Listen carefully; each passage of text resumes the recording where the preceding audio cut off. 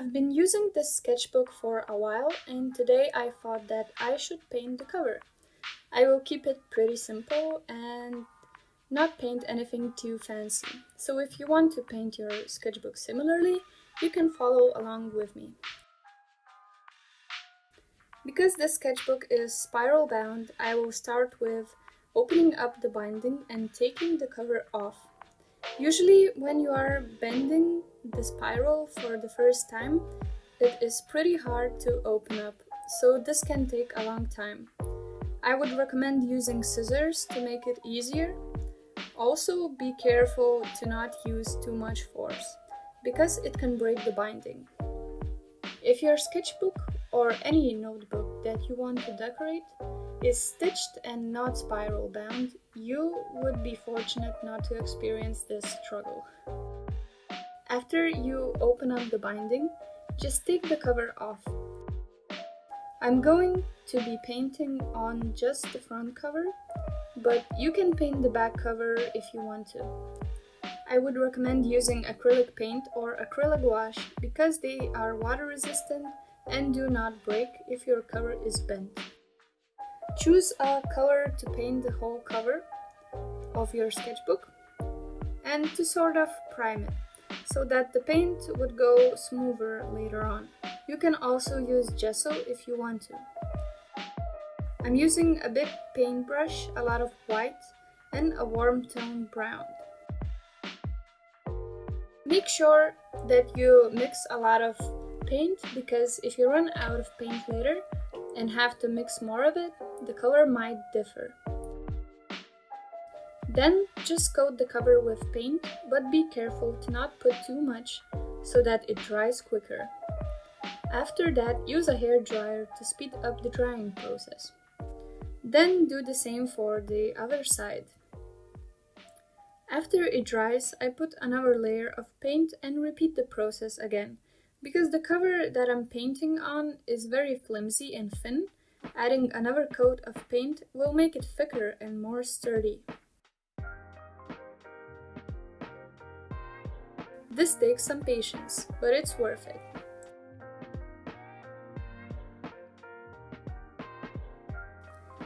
When it's dry, the cover can become even more flimsier.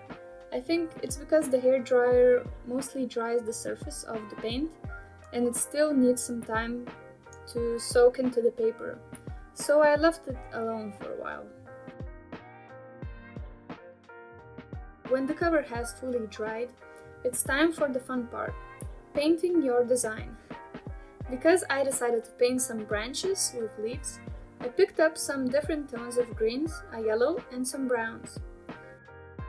First, I painted a base for the branches.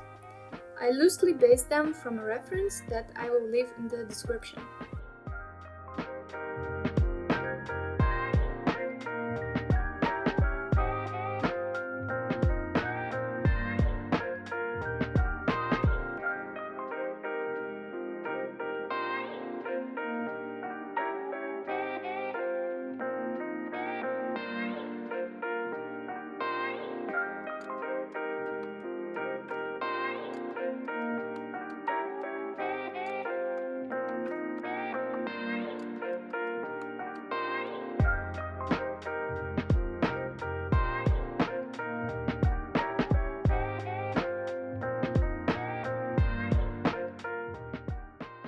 When I was finished with the base, I added some more little branches.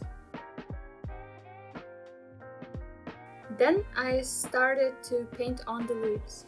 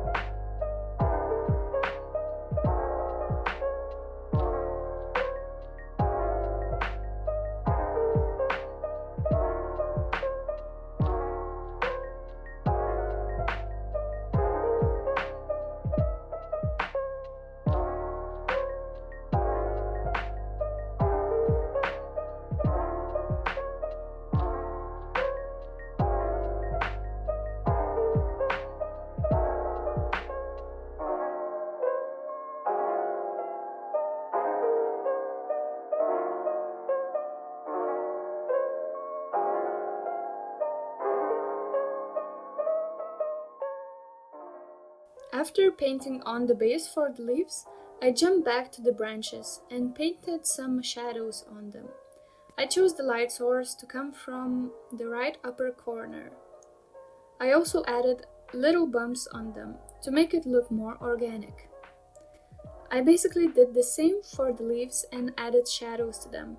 This also helped to separate the leaves who were really close to each other.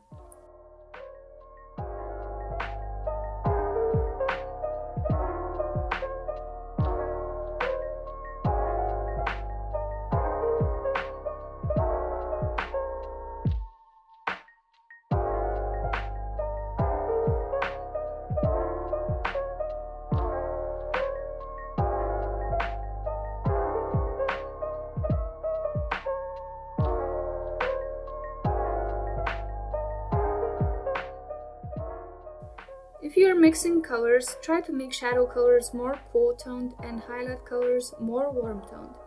This will help the painting look more natural. So, I mixed some yellow, green, white and started to paint the highlights on the leaves. This step is my favorite because it makes the painting pop off the page. I usually overdo it though. I of course did the same for the branches.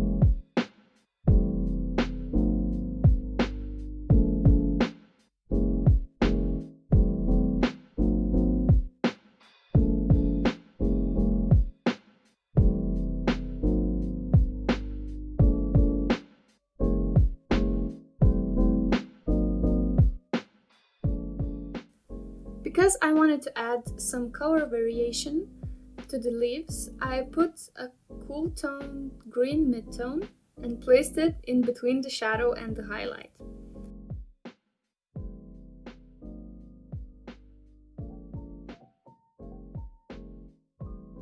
I couldn't help myself, so I painted some more lighter highlights on the leaves who are most likely to interact with the light source.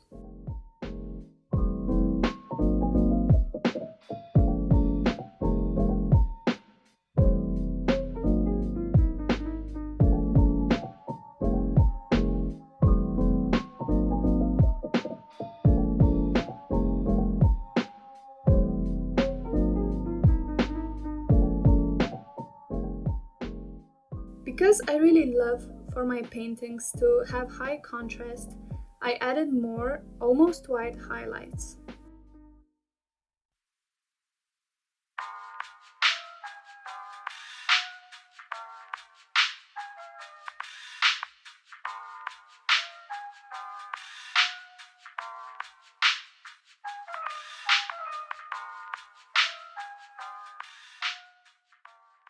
Lastly, to even more contrast my painting, I painted some darker shadows to the branches. And that's it!